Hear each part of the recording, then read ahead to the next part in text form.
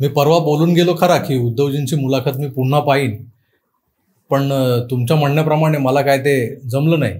अनेकांनी मला सांगितलं होतं की एकदा पाहिलीत पुन्हा जमेल का, तर तेच झालं.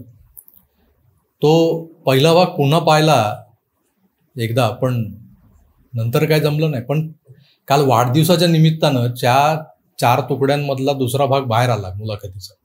दुर्दैवानं मी जिथे राहतो तिथे नेहमीप्रमाणे थोडासा जास्त पाऊस पडला की वीज गायब होते. वीज गेली की पाठोपाठ इंटरनेट गायब होतं.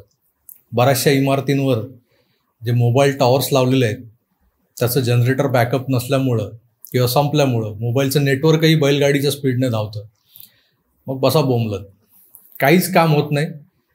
त्यामुळे या दुसऱ्या भागात काय 4 चांद लावलेत दोघांनी मिळून हे दिवसभरात पाहायला ऐकायला मिळालंच नाही.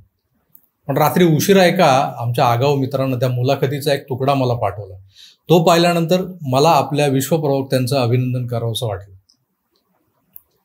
अगदी नकळतपणे तोंडातून शब्द निघाले, मान गए राऊत साहेब, मान गए आपको. तुमच्याही लक्षात आलंच असेल की मी हे का बोलतोय. कारण विश्वप्रवक्त्यांना आपण नेहमी वेगवेगळ्या भूमिकेत पाहत आलो, पण त्यांच्या प्रत्येक भूमिकेतून व्यक्त होणारा आशय हा सेम असायचा. वेशभूषा वेगळ्या, जे वेगवेगळ्या अंगाने ते करण्याचा प्रयत्न करायचे. म्हणजे कधी गब्बरचा गेटअप, कधी ठाकूरचा गेटअप, तर कधी सुरमा भोपाली. पण तोंड उघडलं की बाहेर पडायचा रामलाल. कैसे हो रामलाल. उद्धवजींची मुलाखत असो की स्वतःची पत्रकार परिषद, संजय राऊत हे फिरून फिरून ठाकरेंना अडचणीत आणतात. रामलाल बाहेर येतो. मागे त्यांच्या पत्नीला ईडीचं समन्स आलं तेव्हा तातडीनं त्यांनी सेना भवनात शक्ती प्रदर्शन केलं, पत्रकार सभा भरवली. भाजपामधल्या 3.5 शहाण्यांना ते एक्सपोज करणार, आत जाणार असं काहीतरी बोलले खरे. आणि लोकांना वाटलं आता काहीतरी दमदार गोपितं बाहेर पडणार. पण राऊतांनी किरीट सोमय्यांना शिव्या घातल्या. Mohit Kamboja फडणवीसांचा blue white boy आहे आणि मी त्याला ओळखत नाही असं सांगताना सोबत उद्धवजींच्या मेहुण्याचं श्रीधर पाटणकरांचं भांडं फोडून गेले. ते रश्मी वहिनींच्या अलिबागच्या बंगल्यांबद्दल हिंट देऊन गेले. देवस्थानच्या जमिनी पाटणकरांनी आपल्या नावावर केलेल्या आहेत की त्यांच्या काहीतरी घोटाळा केलाय, व्यवहार केलाय असं काहीतरी सांगून त्यांनी ईडीचं लशाण ठाकरेंच्या घरी पाठवून दिलं. कालच्या भागातल्या मुलाखतीत अकबर बिरबल सारखे प्रश्न विचारता विचारता राऊत साहेबांनी गुगली टाकली. उद्धव ठाकरे हा माणूस स्वतःचा मतलब निघून गेला की त्यांच्या जवळच्या लोकांना जे कधी काळी जवळचे होते किंवा आपल्याला बघून वाटतं की हे त्यांच्या जवळचे असावे, त्या लोकांनाही कसे दूर सारतात हे स्पष्ट करण्यासाठी योजलेल्या एका योजनेतला तो सवाल होता आणि तो राऊतांनी टाकला आणि उद्धवजी त्या गुगलीत अडकले. काय होता हा सवाल? खरंच ही गुगली होती की टपली होती? हेच जाणून घेऊयात अगदी थोडक्यात. मित्रो नमस्कार, मी प्रभाकर सूर्यवंशी आणि तुम्ही पाहत आहात आकार DG9.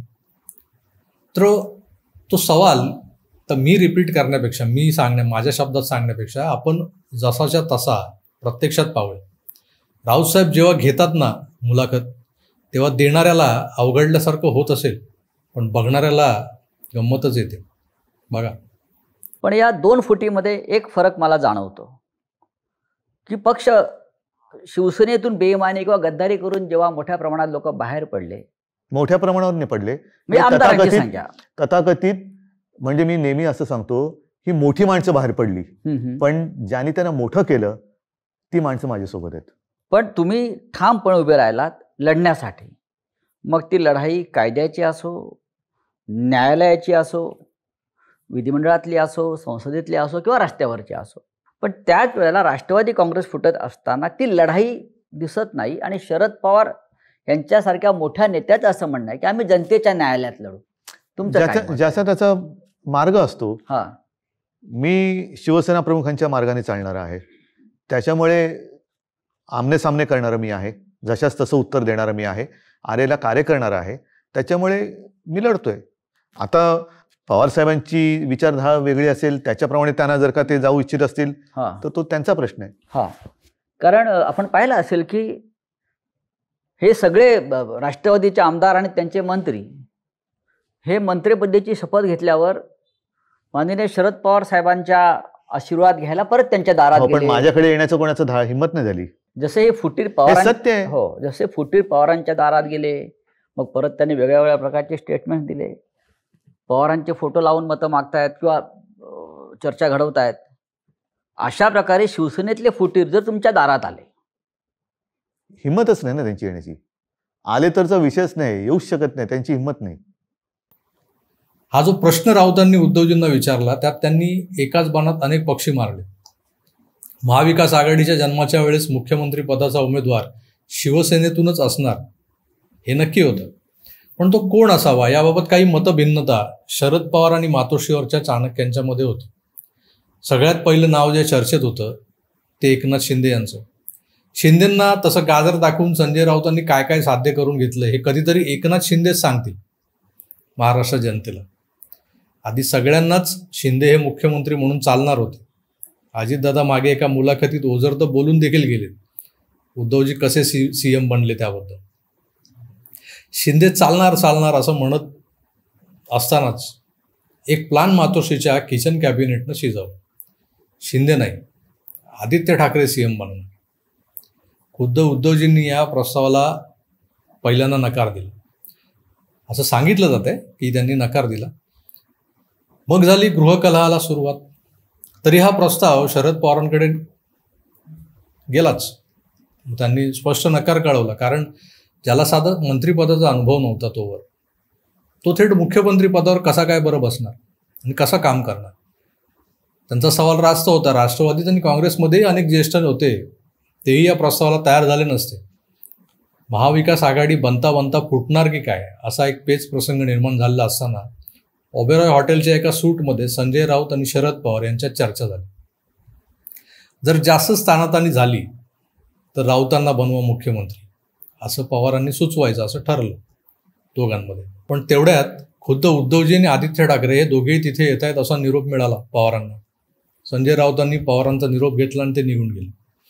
नंतर जी चर्चा झाली त्यात उद्धवजींनी स्वतःचं नाव as a CM candidate for Maha Vikas Aghadi घोषित केलं. पवारही तयार झाले, कारण या नावाला विरोध कशाला करायचा नाही का. सगळे तयार होतील उद्धवजी जर सीएम बनणार असतील तर. पण त्याही आधी कदाचित त्यांनी एक नाव अजून सुचवलं होतं उद्धवजी. ते तिथे हजर असलेल्यांपैकी कोणाचंच नव्हतं. ते नाव अद्याप गुलदस्त्यातच आहे. पण त्या नावावर पवारांनी चर्चा करणं टाळलं, स्पष्ट नकार दिला. याचाच अर्थ पवारांचा त्या नावालाही नकार होता. पण त्यांनी शिंदेंचं काय झालं, त्यांना का डावलताय असं विचारलं असण्याची दाट शक्यता आहे. काँग्रेस आणि राष्ट्रवादीवाल्यांना एकनाथ शिंदे नको होते असा जो दावा केला जातोय तो साप तकलादू होता हे आता स्पष्ट होतंय. कारण आता खुद्द अजितदादाच शिंदेंच्या नेतृत्वात काम करतायत. म्हणजे त्यावेळेस जे बाहेर सांगितलं गेलं, जे नरेटिव्ह सेट करून घेतलं गेलं ते तद्दन खोटं होतं. मुळात संजय राऊतांच्या प्रश्नाला उत्तर देताना उद्धवजी जे काय बोलले त्यावर बोलताना अचानक या फ्लॅशबॅककडे जावं लागलं. मला सांगण्याचा उद्देश हाच होता की तेव्हा उद्धवजींना पवारसाहेब हे अत्यंत जवळचे वडीलधारे मार्गदर्शक वगैरे वाटत होते. पण आज त्यांचा पक्ष फुटलाय तर हे त्यांना साधं भेटायला देखील गेले नाही. विचारपूस तर लांबच राहिले. दादांच्या बंडानंतर काँग्रेसवाले गेले सिल्वर ओकवर महाविकास आघाडीचा धर्म पाळायला, पण उद्धवजी नाही गेले. आता या दोन पक्ष फुटींमधलं अंतर किंवा फरक स्पष्ट करताना ते पवारांबद्दलचा खरा दृष्टिकोन नकळतपणे का होईना बाहेर काढतात. बाहेर आलाय. मी बाळासाहेबांच्या विचारांनी चालणार असल्यानं सेनेतून जे फुटून गेलेत ते कधीच परत यायची किंवा मला भेटायची हिंमत करणार नाही. म्हणजे यांच्या पक्षात जी पडली ती फूट खरी आहे आणि पवारांच्या पक्षात जे चाललंय ती नुरा कुस्ती आहे. मी कायदेशीर मार्गाने बंडखोरांशी लढतोय, पवार जनतेत जाणार म्हणतायत. तर हा ज्याचा त्याचा नजरिया आहे. परिस्थितीला कसं सामोरं जायचं हे जो तो आपापल्या पद्धतीने ठरवतो. आता हे कसं तुपात घोळून सांगतायत, पण हे सांगताना त्यांच्यात आणि पवारांच्यात आता एक वाक्यता उरलेली नाही आहे. किंबहुना महाविकास आघाडी अबाधित राखण्यात उद्धवजींना तितकासा रस दिसत नाही आहे, कारण ते आता महाविकास आघाडीच्या शिल्पकारांनाच फाट्यावर मारू पाहत आहे. शरद पवार आता उद्धवजींसाठी तेवढे महत्त्वाचे उरलेले नाहीत. सध्या इंडिया नावाच्या सर्वपक्षीय आघाडीत उद्धवजींना सहानुभूतीचा चेहरा भाजपानं ज्याचा पक्ष फोडला, बापाचा पक्ष, त्या हतबल राजनेत्याचा चेहरा जो निवडणुकांमध्ये मतं मागण्यासाठी मुखवटा बनवून हे इंडियावाले सगळीकडे लावून फिरतील. ही जी आघाडी आहे इंडिया नावाची, हा चेहरा देश पातळीवर मोदी विरोधासाठी यांना हवा आहे. उद्धवजींची उपयुक्तता ही एवढीच असणार आहे का चेहरा बनवून फिरवण्याची की त्यांना हे लोक पुढच्या बैठकांमध्ये पंतप्रधान पदाचा उमेदवार म्हणून जाहीर करतील. याबाबत अद्याप अनिश्चितता आहे.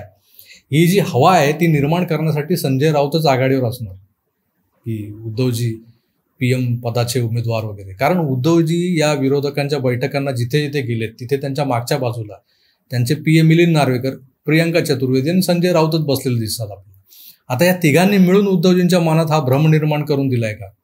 त्यामुळेच आता त्यांना आधारवाडाचा आधार तर नकोच आहे, सावलीही नकोय. बदले बदले उद्धवजी सगळ्यात आधी कोणाला दिसले असतील तर ते राऊतांनाच.